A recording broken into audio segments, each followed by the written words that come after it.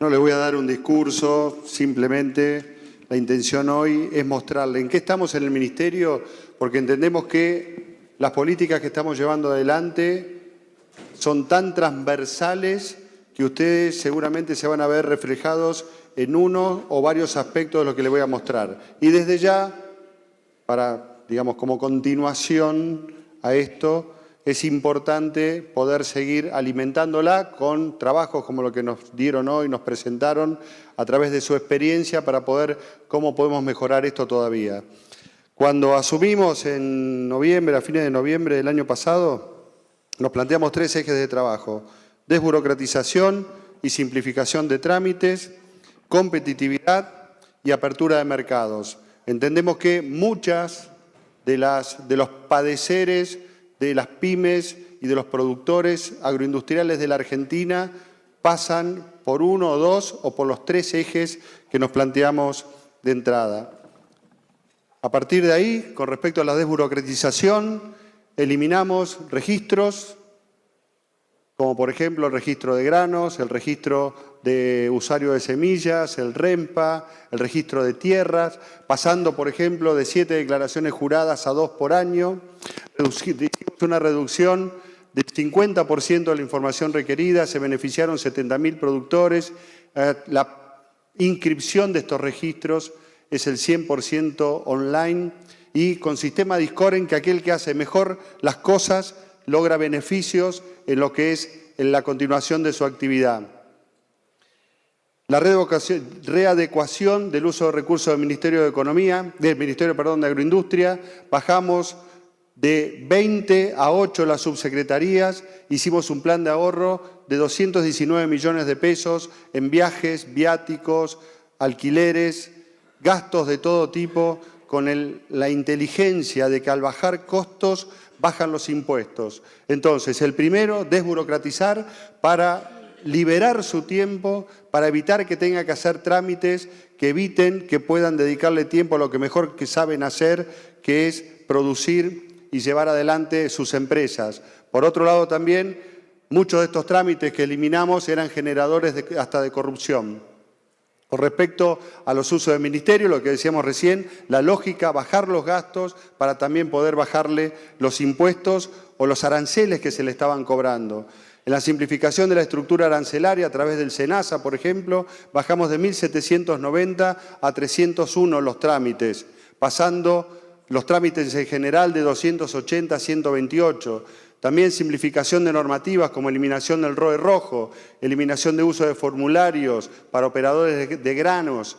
El SENASA dejó de cobrar en efectivo o con cheques y ahora se hace a través de autogestión. También a través de los organismos descentralizados derogamos 612 normas para poder optimizar los procedimientos administrativos para los productores. Cuando llegamos había 660 trámites atrasados, actualmente hay 5. O sea, ¿qué queremos transmitir con esto? Que trabajando en equipo, de una manera sistemática, entendiendo cómo son las cadenas, podemos mejorar el funcionamiento del Estado. ¿Para qué? Para facilitarle la vida a ustedes, que en definitiva son los protagonistas. Nosotros somos servidores públicos que tenemos que hacer que las políticas que llevamos adelante ayuden a todos ustedes a expresar su potencial. Como decíamos recién, cada vez más trámites se pueden hacer a través de la manera online, como por ejemplo los del REMPA, RUCA, participación en cuotas Hilton, etc. O sea, este elemento desburocratizar. Con respecto a competitividad, muchas de las cosas, si algo se dijo cuando leyeron mi escueto currículum, a todos ustedes les pasa. Cuando van a Buenos Aires, habitualmente se vuelven locos. Tienen que ir a 3 o 4 ministerios, al SENASA, al INTA, a la AFIP, y cuando hacen toda la vuelta, se van y muchas veces no saben cuándo y cómo tienen que volver a empezar. ¿Qué hicimos? Algo muy sencillo, mesas de competitividad, donde también, como sabemos que las pymes agroindustriales están diseminadas por todo el país, reunimos en el mismo lugar a todos los eslabones de las diferentes cadenas. En este momento hay 30 mesas funcionando. Vienen de toda la Argentina, de todas las cadenas, Y en el mismo momento ponemos en la misma mesa, en el mismo lugar, todos los funcionarios que tienen la jurisdicción para solucionar los problemas que nos plantean. Entonces, supongamos Carena, para salir de Entre Ríos, peras y manzanas. Nos dicen, tenemos problemas con el SENASA, el INTA, la aduana, con el Ministerio de Agroindustria, con el de Producción, o los problemas que tenemos, las soluciones pasan por esos ministerios o por las provincias. Muchas veces los gobernadores también van a esas reuniones y en el mismo lugar, como decía, se reúnen y reunión a reunión nosotros que tenemos que trabajar para solucionar los problemas que ustedes nos traen, tenemos que hacer una devolución. La primera mesa que inauguramos, incluso es una de las 5 o 6 que encabeza el propio presidente de la Nación, es la de ganados y carnes. Es la que vamos más rápido. Gracias a eso, por ejemplo, se formalizó el 95% del comercio de carnes en la Argentina. Uno de los requisitos que pedimos. ¿Qué decimos? Solucionamos problemas. ¿Qué pedimos a cambio? Formalidad laboral, formalidad sanitaria, formalidad impositiva. De esa manera, digamos, le damos un sentido, le damos una finalidad, le damos un norte a esto que se habla tanto de la interacción público y privado. Porque reunión a reunión podemos decir, obtuvimos resultados. Tanto el sector privado, que está toda la cadena, incluidos los gremios representados, como también el sector público que tiene ese interés, porque sabemos que de la mano de la formalidad sanitaria, impositiva y laboral, se crea empleo formal y se reduce la pobreza. Entonces, como les decía, la de carnes y ganados, se formó el CIO Carnes, la prenda ganadera, todas ideas que las aportaron ustedes. O sea, simplemente tenemos, digamos, la vocación de escuchar las soluciones que ustedes nos traen, porque son los que mejor conocen su actividad. Entonces, los de la carne nos decían, pues pongan un mercado electrónico, está puesto, queremos poder prendar los animales sin individualizarlos, está hecho. Bueno, se bajó al 10,5 en algunas actividades la carne para equiparar a todas.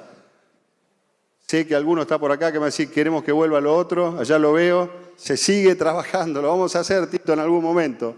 Bueno, peras y manzanas, como le decía, vitivinícola, citrus, lechería, sucro alcoholera, equina, olivícola, etc. La forestoindustria, una industria que hay acá también en la provincia. ¿Qué idea nos trajeron y la aplicamos? Señores, tenemos problemas con los fletes, la distancia, la infraestructura, logística, todo lo que saben. Habilitamos los bitrenes, bajó 30, 40% el flete. Idea del sector privado. Otra cosa, como no podemos todavía traer, no sé, Salta al puerto de Buenos Aires, habilitamos a que se pueda poner un eje más a los camiones y en vez de 30 puedan cargar 40 toneladas. Baja el flete también. O sea, reunión a reunión, tomamos nota, vemos la absoluta razonabilidad en el 90, 95% de las cosas que ahí se plantean y las aplicamos. De la mano de esto, vemos cómo se va generando confianza. Entonces, estar cerca, escuchar, dar resultados, hacer devoluciones serias, fundadas, genera confianza. Entonces, es el insumo principal para el inversor. Entonces, cuando se vuelven a las provincias o los lugares donde están, dicen, bueno, la verdad que yo voy a seguir apostando porque tengo funcionarios que no solamente me escuchan, que comparado con otras épocas ya es todo un logro, sino que a la reunión siguiente me vienen con una solución. O sea, eso es el insumo indispensable, no solamente para esta primera etapa que hay que desenredar muchas cosas que todavía algunas siguen enredadas, sino para lo que viene. Entendemos que estas mesas vinieron para quedarse, porque el día de mañana, y no dentro de mucho, vamos a tener que estar con un ojo en la competitividad interna, logística, infraestructura, aranceles, lo que cobra aduana, los puertos, pero con otro ojo nuestros competidores. Porque cada vez más, y actualmente estamos tuiteando lo que nos mandan argentinos que andan por el mundo y que ya ven nuestros alimentos en los supermercados del mundo, cada vez más tenemos que decir, a ver, con este queso entrerriano, arroz o un producto santafesino, cordobés, ¿a cuánto llegamos a la góndola del supermercado de tal país? Bueno, si llegamos a 8 y nuestro competidor a 6, tenemos que seguir trabajando. ¿Y cómo? Solos Privado ya probamos que no funciona. Solo público ya se demostró que no funciona. Otra vez, juntos, cerca, generando confianza y haciendo que esta actividad, que en definitiva potencia vastas regiones de la Argentina, siga expresando su potencial. Entonces, primero desburocratizar, sacarle el pie de encima a tramiterío, papelerío y sobre todo corrupción. Y por otro lado, lo segundo, las mesas de competitividad. El tercer eje, apertura de mercados. 140 mercados en el último año. Ordena. Tener mercado ordena. ¿Para qué hacen su actividad? ¿Para qué lo siguen? Sí, tiene un fundamento por ahí de emprendimiento, de querer hacer las cosas. ¿Es la expectativa de lucro? ¿O me equivoco? La expectativa de lucro. Ustedes tienen sus explotaciones adelante porque tienen la expectativa de que con la inversión que hace van a ganar dinero. Bueno, clave tener dónde vender. Por supuesto, somos una potencia agroindustrial mundial. Hoy nomás producimos 10 veces más alimentos de lo que necesitamos. Y el mundo va a seguir demandando cantidad y calidad, lo que tiene Argentina. ¿Y qué nos estaba faltando? Llegar, incorporarnos de una manera inteligente al mundo, como nos dice el presidente Macri. Es tal cual, ser supermercado del mundo y para poder serlo, integrarnos al mundo de una manera inteligente, queriendo vender, pero también abriendo nuestro mercado. El comercio que sirve es el comercio de ida y vuelta, de dos caminos, hasta mejora los fletes, las relaciones entre los bloques o los países. Así que abriendo mercados. Últimamente, 140, como le decía, en la página del Ministerio está el mapa de mercados agroindustriales abiertos. Ustedes van a ver los diferentes países, apretan el país que más les guste o el producto, y ahí van a ver en ese país qué estamos exportando y qué arancel hay que pagar para ingresar a ese país. Las embajadas y los agregados comerciales están muy activos y al servicio de todos ustedes. Nosotros tenemos 2 secretarías que se dedican a esto. La de mercados, que se dedica a la apertura de mercados, y la de alimentos, que trabaja para el día después.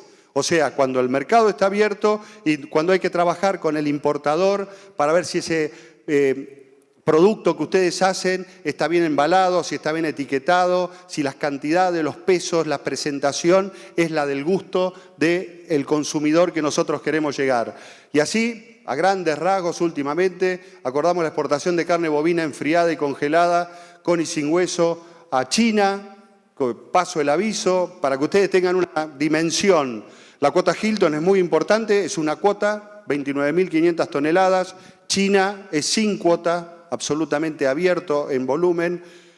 Para entrar a Europa con la cuota Hilton se tiene que pagar un arancel del 20%, China es 12%, sensiblemente inferior, y el precio es, hoy la cuota Hilton está a 11.000 y pico de dólares la tonelada, y en China ese valor es prácticamente un piso. O sea, se nos abre una gran posibilidad en ese aspecto. De la mano de esto, por eso les dije que la mesa de ganados y carnes había sido la que primero está viendo los resultados. Los primeros 5 meses del año se incrementaron las exportaciones de carne en la Argentina en un 60%.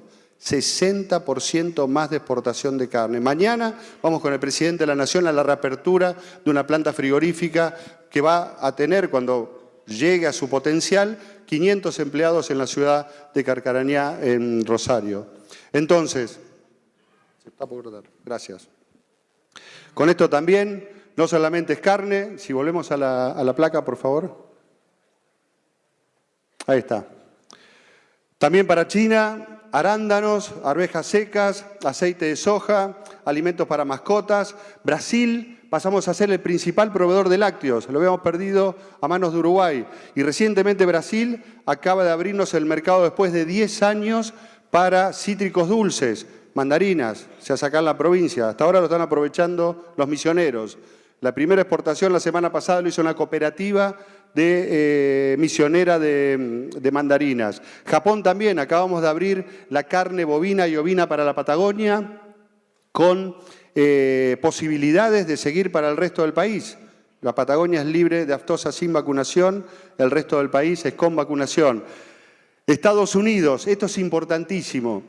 Nosotros podemos, por tradición, porque lo hacía nuestro padre, nuestro abuelo, producir porque nos gusta determinado producto, pero sabe mejor que nadie, el cliente siempre tiene razón. Estados Unidos nos abrió preferencias arancelarias para 500 productos. Yo los invito a que, independientemente de lo que hacen hoy, miren esa lista, porque ahí ese cliente nos está diciendo, les quiero comprar esto. Y porque lo quiero comprar, le estoy bajando aranceles. También está en la página del Ministerio, véanla. Hay oportunidades para la región centro, un montón. Lo mismo hizo China. Ya nos bajó 32 posiciones arancelarias a fin del año pasado y hace un par de semanas 32 más. 64 posiciones arancelarias de productos alimenticios. Muchos de los que se hacen acá en la región centro. O sea, produzcamos lo que queremos, pero también estemos atentos a lo que pide el consumidor, que es nuestro gran soberano. Así que de esta manera están en carpeta, por ejemplo, para China, carne de cerdo. Estamos haciendo muchas gestiones para poder ingresar este mismo año. Nuez pecan, también se hace mucho en esta provincia. Miel, se hace mucho también en esta provincia. Arroz, se hace también en esta provincia. Todas actividades regionales altísimas dadoras de mano de obra y sobre todo de alimentos y productos de altísima calidad.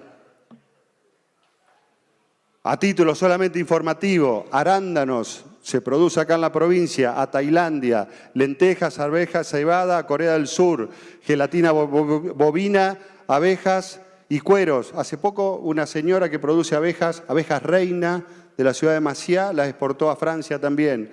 Carne bovina, caprina y ovina con hueso a Singapur, langostino a Australia, acuerdo de cooperación de acuicultura.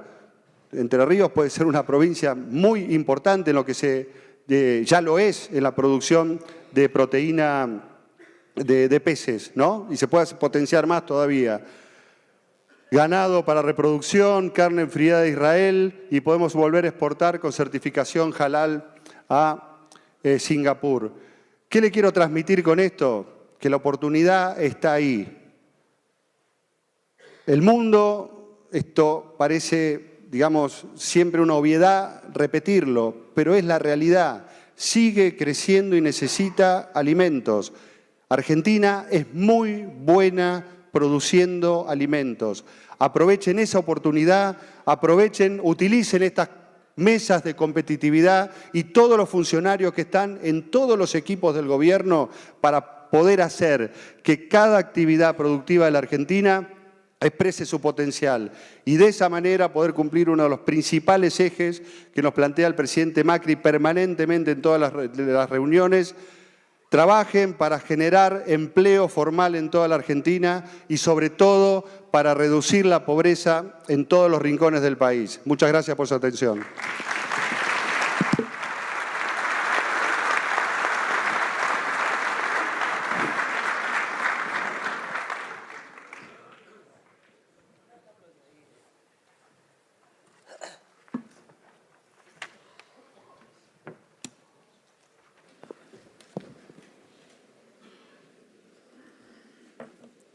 Bueno, buenas tardes o buenos días, ya no sé dónde estamos, ¿no? Digo, como soy nuevo no traje PowerPoint hoy, así que voy a tratar de hablar.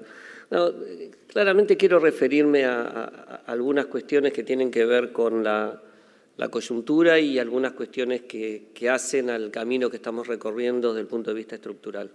El cartel o el lema de lo que estamos viviendo hoy en este encuentro es el desarrollo 2030, ¿no? Y el desarrollo 2030, o dónde vamos a estar en el 2030, también se juega todos los días y se empieza a jugar ahora. ¿Cuál es una crítica o una cuestión que siempre escuchábamos era no hay un programa económico, no hay un plan económico de desarrollo? Y claramente este gobierno tiene un plan económico de desarrollo federal que tiene una fuerte orientación para las exportaciones. ¿Y cómo se compone? ¿Cuáles son los lineamientos sobre el cual se basa? Yo diría que tenemos que observarlo en dos grandes planos.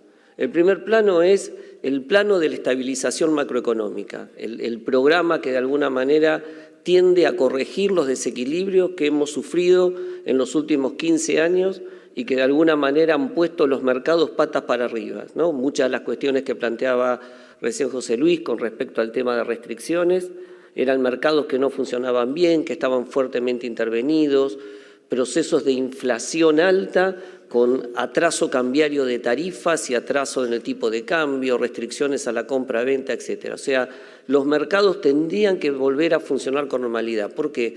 Porque una macro estable es una condición necesaria para crecer, pero no es suficiente. Entonces, la macro estable es necesaria, recuperar el valor de la moneda, poder bajar la inflación y, aunque parezca una verdad de perogrullo, poder gastar menos de lo que ingresa para poder tener superávit fiscal y eliminar la principal fuente de inflación. La inflación, la principal fuente es déficit fiscal permanente financiado con emisión. Si cortamos esa principal fuente que genera la inflación, podemos estar avisorando un proceso en el cual la inflación comience a bajar.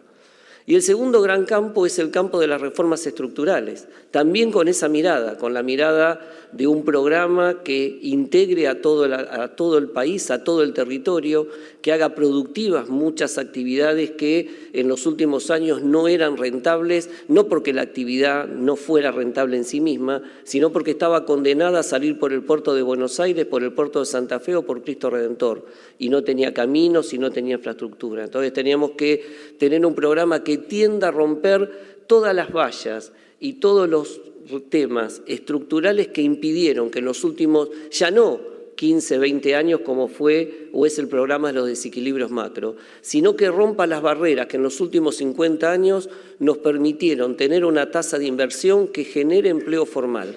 Una de las cuestiones que nombraba José Luis y que el presidente es una de las cuestiones que tiene, para poder generar empleo formal para todos los argentinos, y no solo para los 9 millones que hoy tenemos y que deja casi 25% de argentinos en manos del desempleo informal, tenemos que tener un proceso de inversión sostenida, que es la base del empleo formal y la base de las mejoras de la productividad.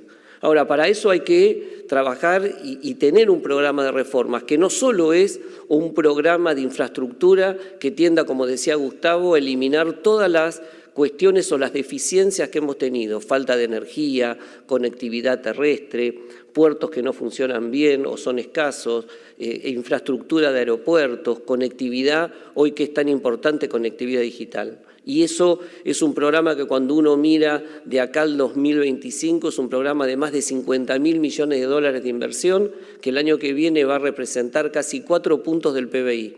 En términos de lo que es el programa de obra pública, más las famosas licitaciones de PPP que se hicieron, más todas las obras que están hoy en procesos de concesiones de inversiones que van a dar un crecimiento importante para el año que viene. No es solo eso, no es solo un programa de infraestructura, es un programa de reformas estructurales que tienen que ver con bajar la presión fiscal. En parte se comenzó el año pasado con lo que fue la reforma tributaria y la reforma fiscal, donde empezó a transparentar y a ser mucho más eficiente el sistema de relaciones fiscales entre las naciones y las provincias. Es la necesaria reforma laboral que tienda de alguna manera a bajar los costos extrasalariales que tiene la economía argentina. Hoy hay 3 leyes que de alguna manera se han consensuado, que están en tratamiento legislativo como para empezar a trabajar con los temas importantes del blanqueo laboral, cuestión de los costos indemnizatorios y temas que hacen en las obras sociales, y también un fuerte programa de desregulación y desburocratización,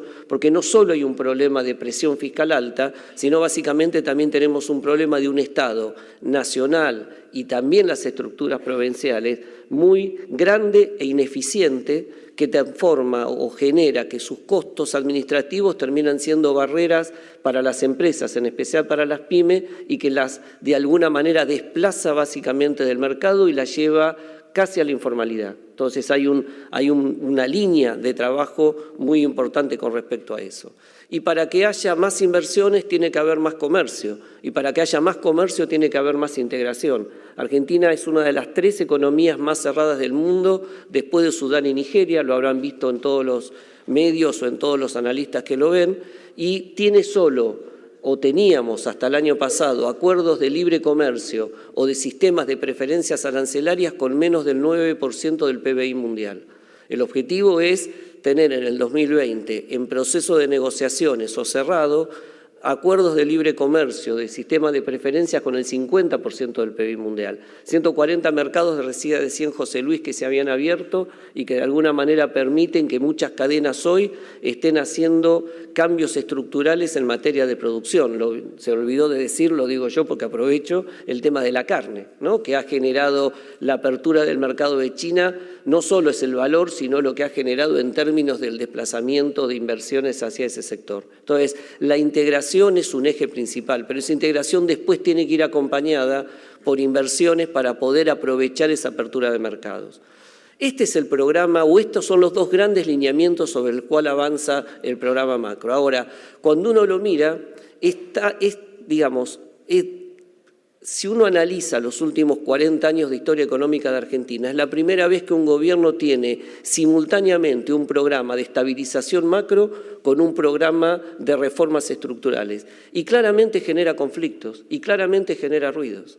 Y esos ruidos tienen que ver con la estructura o la teoría también de la sábana corta. Queremos rápidamente que baje la presión fiscal o baje el déficit fiscal, pero tenemos que bajar a la misma velocidad la presión fiscal. Y en el mientras tanto podíamos hacer estas dos cosas, cubriéndola con financiamiento, pero cuando el mundo estornuda o se mueve y el financiamiento se empieza a hacer más corto, tenemos que empezar a acelerar. O sea, muchas veces vamos a encontrar que en el corto plazo, y eso no nos tiene que atemorizar, vamos a encontrar que tenemos conflictos de intereses o conflictos de objetivos en medio de turbulencias financieras.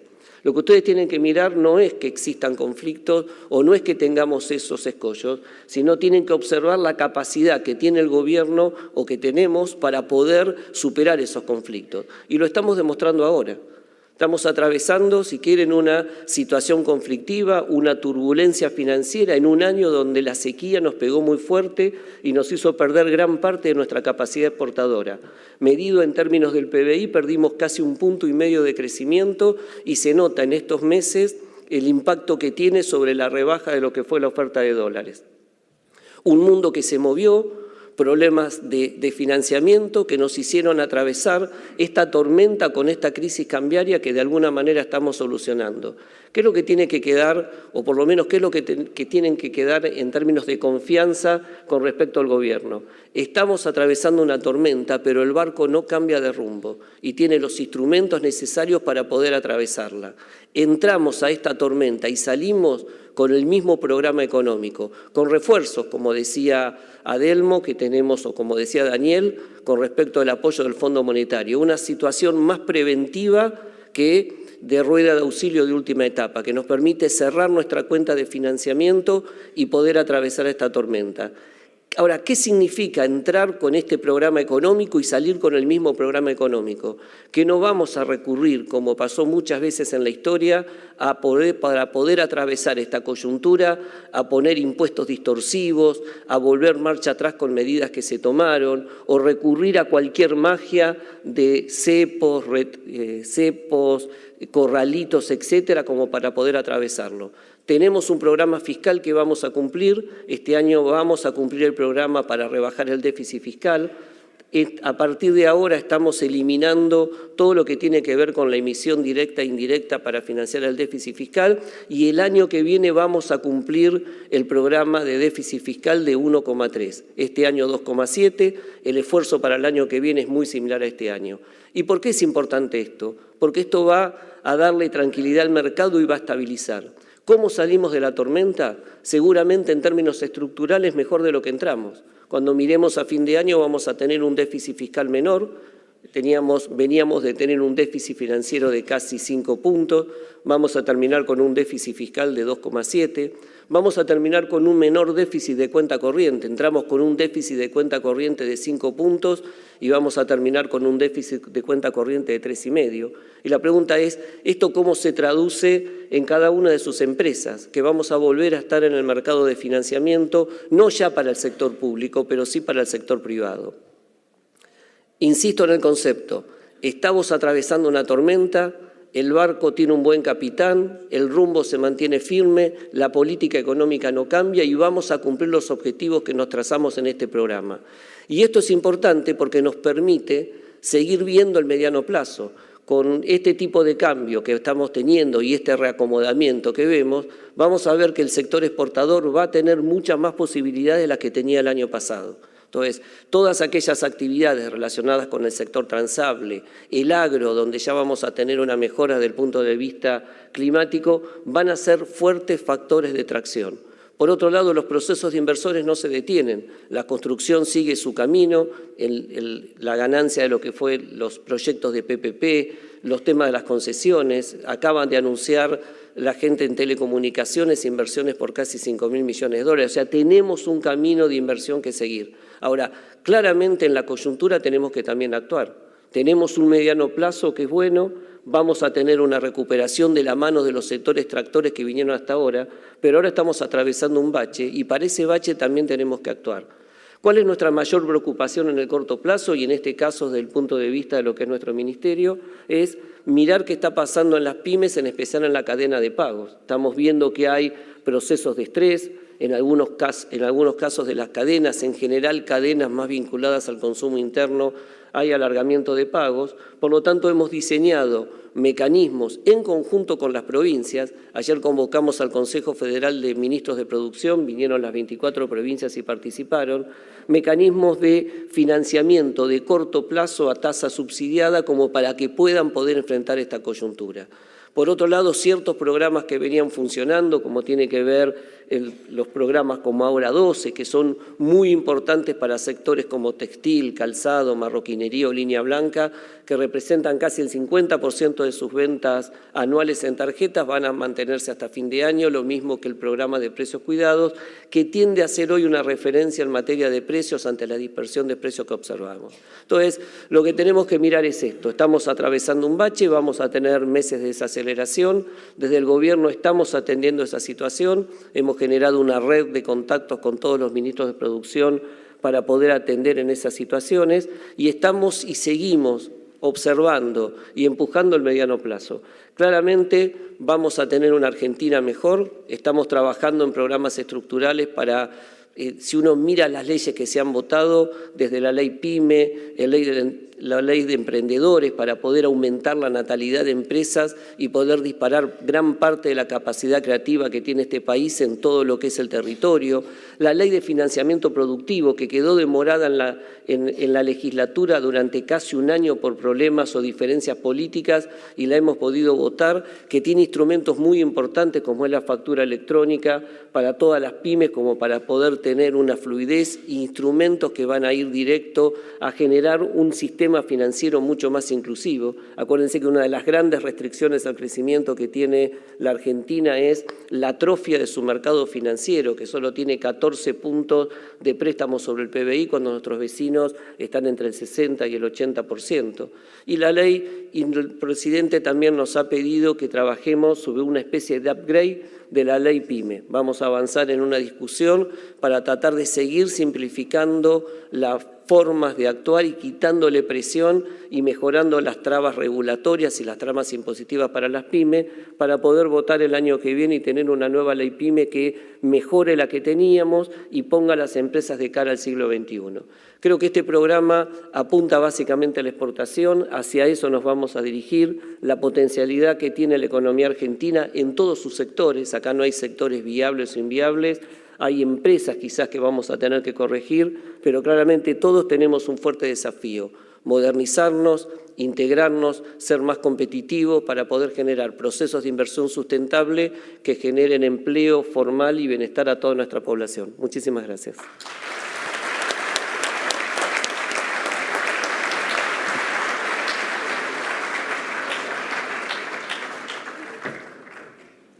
Bueno, muchísimas gracias por la presentación.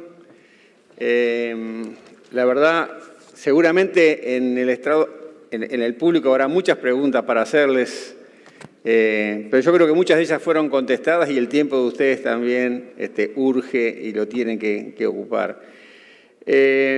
No nos fue bien en el fútbol, no clasificamos. Yo creo que lo que escuchamos aquí es que estamos trabajando para esa clasificación de la Argentina. Se van dando pasos y le deseamos el mayor de los éxitos en la gestión desde el Consejo Empresario que están realizando por nuestro país. Así que muchas gracias.